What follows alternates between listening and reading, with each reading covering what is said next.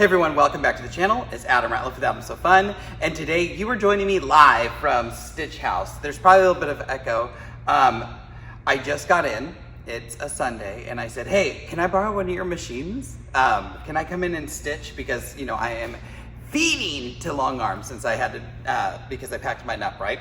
So I posted this picture of this quilt last week. I was gonna make a video using rulers on my domestic machine, and then I couldn't find the rulers. So I was like, oh my gosh.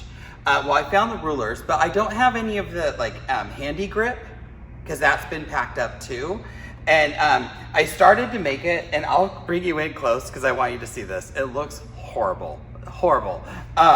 Because I didn't have any grip on my ruler, and trying to maneuver, trying to, one, in my throw space, maneuver the quilt and hold the ruler in place and slide everything around. It was just, yeah, it was a disaster. So I ripped it out, and I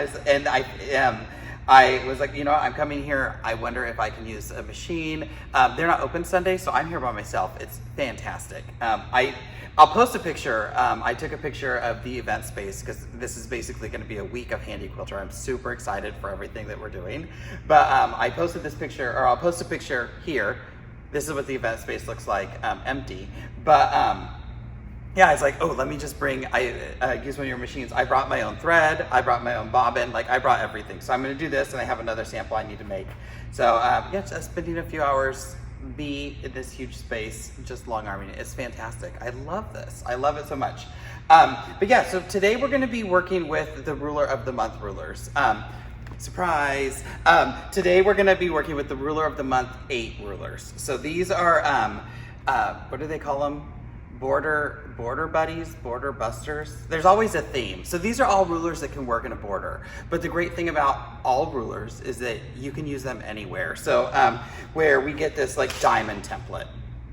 I'm gonna use this diamond template. Well, there's a diamond and there's a square on point. And they're both kind of on, well, I guess not. That one's not on point. If I turn it, I'm turning it, so I'm kind of making it a diamond on point. I don't know. It's gonna be a diamond sideways. in mine, but well, oh my gosh, I lost my train of thought. Shiny thing. I always tell people in class I'm a raccoon. Oh, rulers. They're made to help you border buddies, help you in your borders and your stashings and things, but you can use them everywhere. You can use them for so much more. I love to stitch geometric shapes in my negative space and just fill around it. Hello, now I have a diamond. And if you think outside the box, this makes one size of diamond with our 1/4 inch foot, but if I put those echo feet on, I get 3 other size diamonds that I can make, because those echo feet I can use with this diamond template. Same thing with the square. I can use the square on point, I can use the square sideways, a normal square, and just hold it sideways. The lines work more if it's on point, but that's fine. And then I can also put my echo feet on, and now I have 3 different sizes. So some things work a little bit better than others, like the wave, or what's this one called? This is called the Swish Template, and I'm gonna use this one first.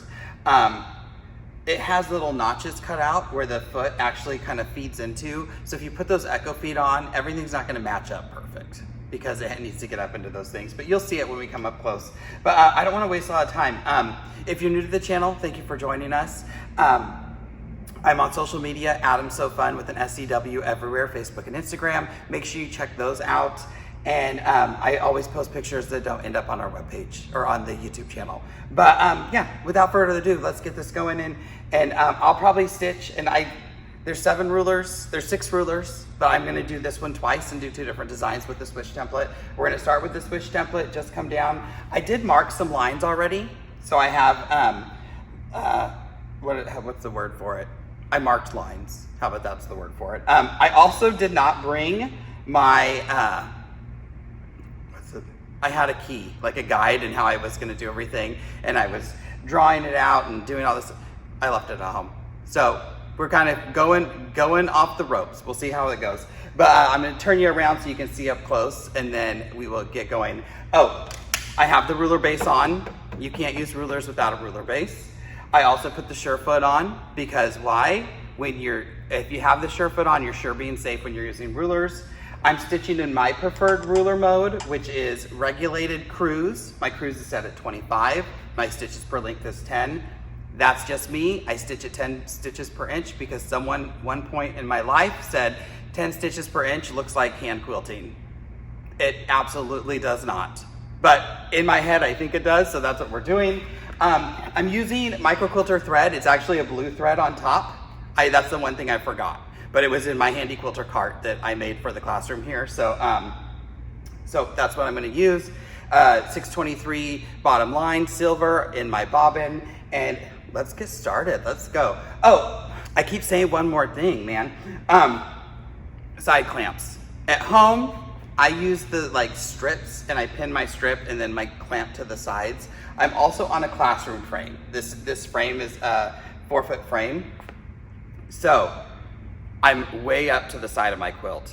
So I'm gonna keep the clamp off at the beginning until I get out a little bit and my ruler base is no longer gonna hit it. And then I'll put that clamp on just so it's out of my way. At home, I would definitely have my clamps on because I have those cheater straps or the extra long straps or whatever you wanna call them on the side. So, okay, now we're really gonna bring you in close and we're gonna start off with the Swish template. Okay, before we start, can you see this? I started stitching and then did a straight line. Totally went off into space.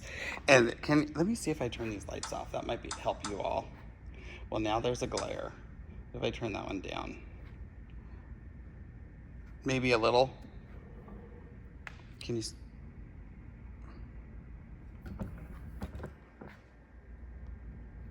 All right, so you can see the stitching. So here's that stitching that I tried to do on my domestic. Again, I don't have grip tape on these. You can see I don't have any grip tape. This does have lines. Now, since we're up here close, we'll look at this as the Swish template. I do have some reference lines that I'm gonna be using. And this first one, I'm just gonna follow it. I'm gonna stitch here to there, reposition, stitch there to there, and just stitch across. So I did draw this blue line that you can see it. So I have the blue reference line there. But I started to stitch and I went off into space. And then I made it around this loop, came down here, shook a little bit, tried to maneuver my fabric. It started getting all jaggy, and that's when I said, nope, I can't do this without grip tape, with the handy grip. So I'm not even gonna worry about it. And I will do it on a long arm when I have access to it. So let me move you over. I'm trying to find a good place. Can you see that?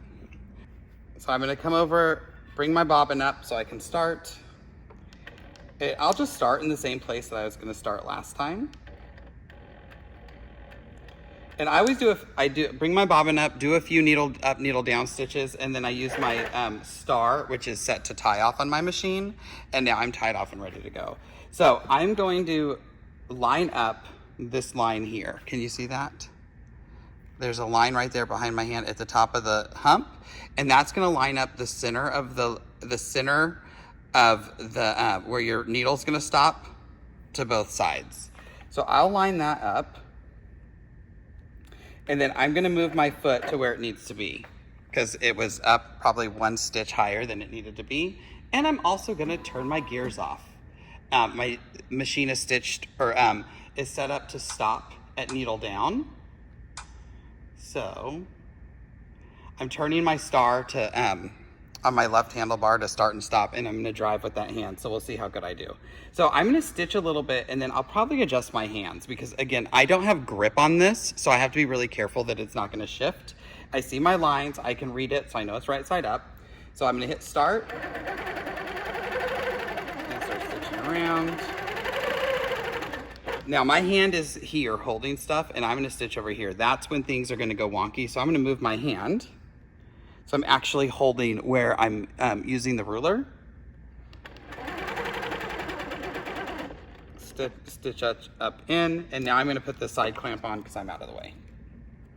And reposition. There are my lines, look good there, look good there. And I'm just gonna continue that on around. Stitch as far as I feel comfortable, stop, move my hand. There's no rule that says you're not allowed to reposition your hands. I think that's the hardest thing. People try to hold it here and then do the whole thing. And no, we're trying to be precise. Remember, rulers are about precision, they're not about speed.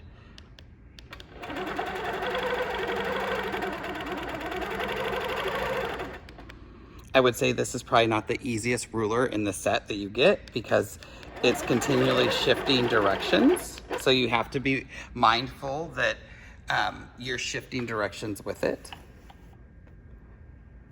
So like what I mean is it's going up and then coming down and then going up. So you're always worried about where your foot is in connection with the ruler.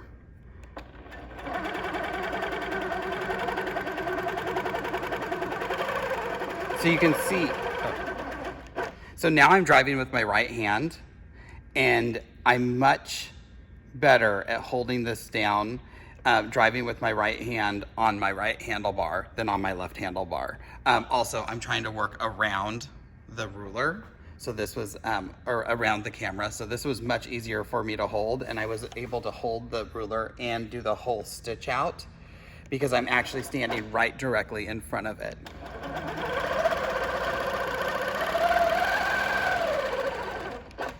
And I'm just gonna continue this right off to the edge.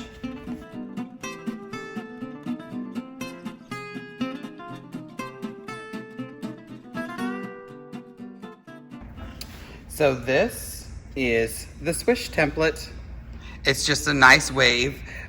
You could go in and put feathers in this. You could add some details into each side. It's such a nice kind of just curve going on there. This is going to be a fun one to use. And like I said, we're going to use it again in the bottom and it's going to look fantastic. All right, so we're working with the diamond template. I have my center points marked here and here. So that's where we're going to start. This, you notice, is an inside diamond. It's inside the ruler. There's a little slot right here. And how these work, how you kind of, what do I always call it? It's, I can't think of the word, but it was a good one. But how to get the ruler on. Needle up from the back of the foot. It slides right over. And now you're seated in here. Now, when you move this ruler, you don't want to do this. There's no like, don't stitch and move the ruler when your foot's moving.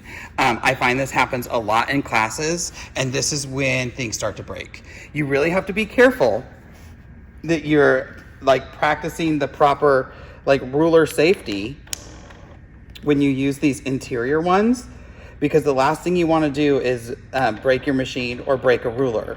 If you have to move or you're stitching to a new spot, move the ruler so you're not going to hit it, because there's a few places that I'm going to have to travel in the ditch, which is fine, but I could use the ruler to help me travel in the ditch. Like I can move it maybe not up because I'm hitting that bar, so in this case I'll have to move it to the side or here.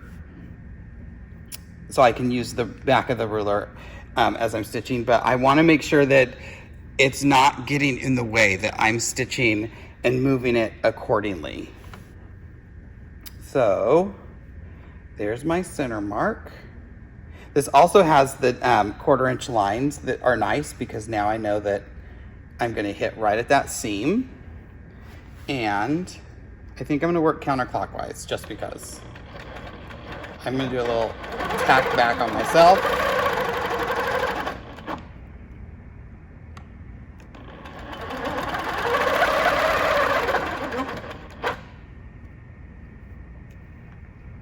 Trim this.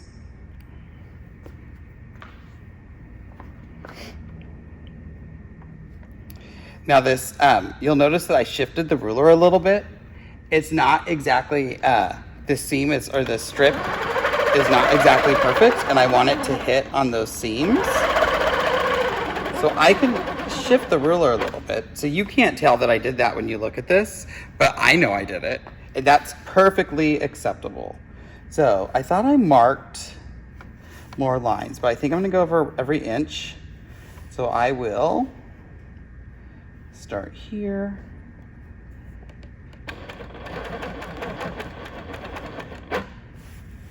And how can I, oh, there we are.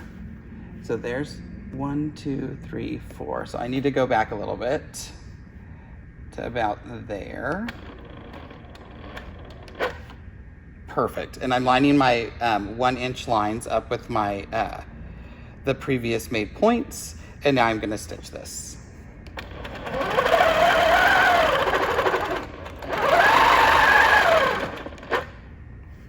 And now I can stitch over 1 inch, 1, 2, 3, 4. If I line that line up here, I can eyeball stitching that stitch to here. There we are. And I will just continue this all the way over. I'm not gonna make you watch me do the whole thing, but I'm gonna do this and you can jump into fast forward. We'll see you back here in a second.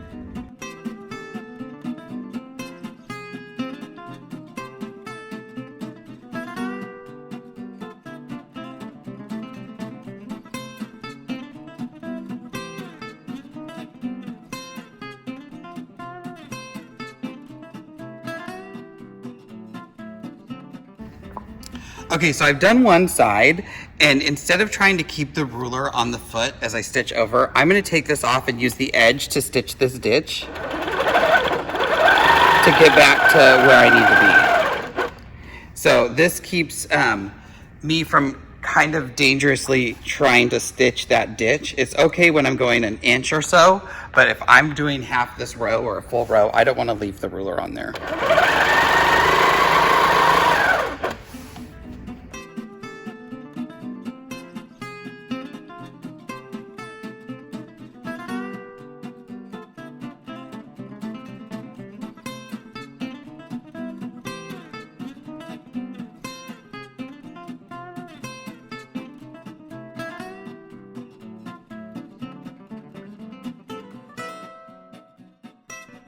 All right, so there's my diamond row. Let me move you so you can see it.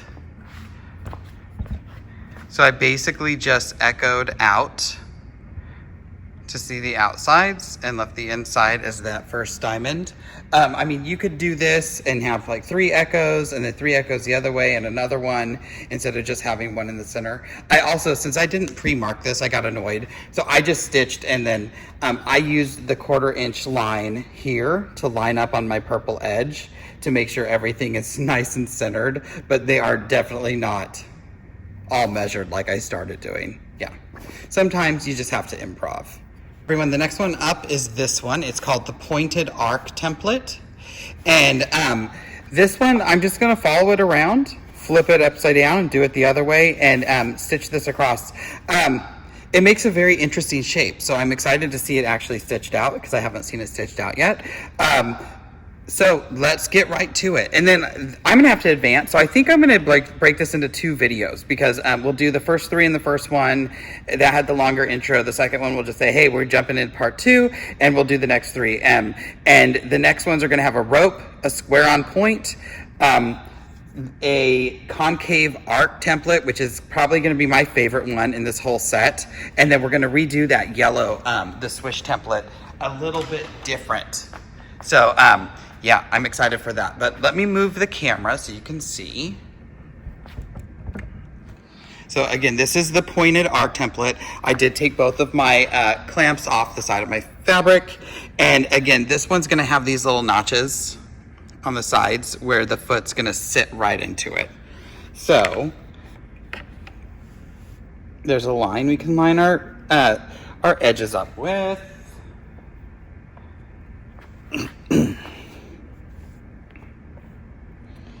And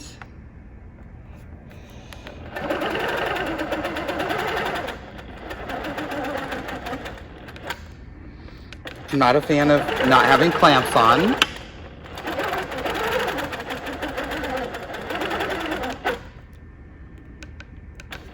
And I think my hand was just right in front of the camera.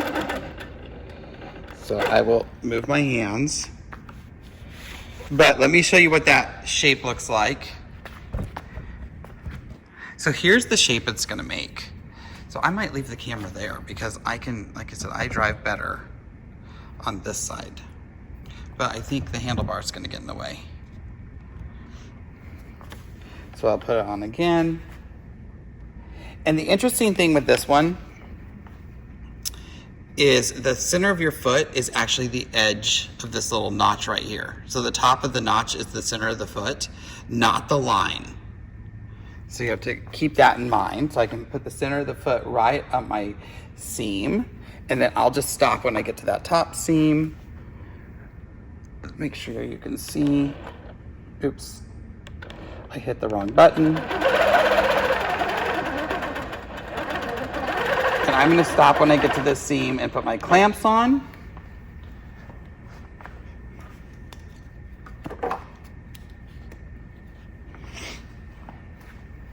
Finish this one out.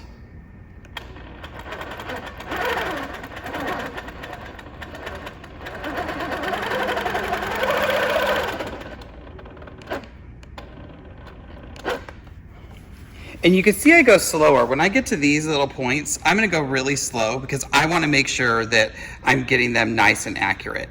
But here's what our stitch out is gonna look like. This is gonna be fun. I'm going to, let's see, move you around, and I will get this stitched out and fast. We'll fast forward you so you can see it.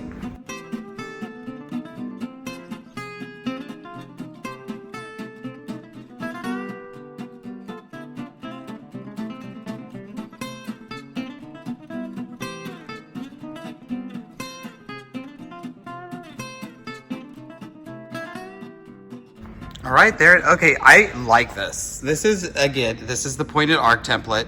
I am digging this design. I mean, all I can think of is doing this and then going back in with some fills. Oh my gosh, it's gonna be fantastic. All the things we can do, right? When we think outside the box. Also, you'll see that I have scissors laying here a lot. I am working on the Amara. It does have the magnet on the side, but I don't have an Amara and I don't have a magnet. I have the Infinity and it does not have a magnet. And I am very used to working, and I know that I need to be able to see my scissors when I stitch to make sure that I'm not going to roll them up into something. So that's why I kind of move it, and I don't move it off my quilt. You'll see them on my quilt a lot of the time. All right, I'm gonna flip the camera around. We'll see you back here in a second. All right, so that is the first 3 rulers of the ruler of the month.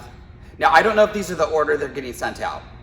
I should have looked at that, but this is the order that I made them for my quilt. So it's the Swish template, the diamond template, and the pointed arc template. So just 3 ways to use them. Again, we're gonna use the Swish one more time when we do it on the bottom. The next 3 we're gonna be using are the cable template. So it's gonna make like a rope. I call it the rope. We're gonna use the concave curve template, and this is, like I said, this is probably gonna be one of my favorite rulers coming out just because it has 3 concave curves of different sizes, and I use a concave curve a lot. And then last but not least, the on point square. So again, I'm gonna love this square because you don't have to use it on point. And if you, again, follow me on social media, I posted the Stitch House quilt that I quilted, and I used a square template in that. And you can see how I used it if you go check out my social media, or there's 2 videos, my quilt plan or quilt path. I can't remember. I never remember what I name these videos after they get named. I hate naming things. But thank you for joining me. Like and subscribe to the channel. Please give me a thumbs up if you like the video. If you're interested in Ruler of the Month, I didn't really talk about it. Ruler of the Month is a program that Handy Quilter started 8 seasons ago, because it's season 8. It runs for 6 months. You sign up with a shop, and each month you get one of the templates. Usually you save some money over retail price because you're part of the Ruler of the Month. And the only way to get these 6 rulers for the next 6 months is to be part of Ruler of the Month. So they don't release any of these. They're only part of the Ruler of the Month program.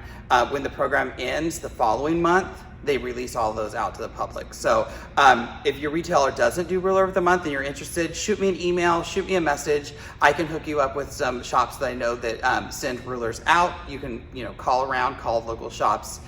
Usually, always support local. That's what I always say. But if you're looking for it, you cannot get them from Handy Quilter. Handy Quilter, it's a retailer specific kind of program, so you have to go to a retailer that participates to check these out. But like I said, I can send you to some retailers or give you a list. But thanks for watching. See you back in part 2 of Ruler of the Month 8. I need to make a more fun name. But yeah, we'll see you back in it. Bye, Al. Thanks for watching.